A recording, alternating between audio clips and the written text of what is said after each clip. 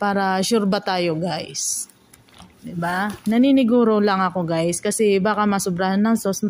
Pangit kasi yan guys pag nasobrahan ng sauce. Siya nga pala guys, nag-add rin pala ako dyan guys. Kasama na dun sa ginayat kong parsley na kunting nana or mint leaves.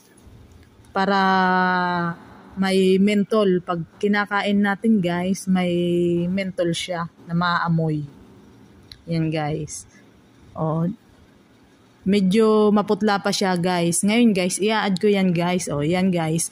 I-add ko guys yung natira kong sauce. Yung kalahati.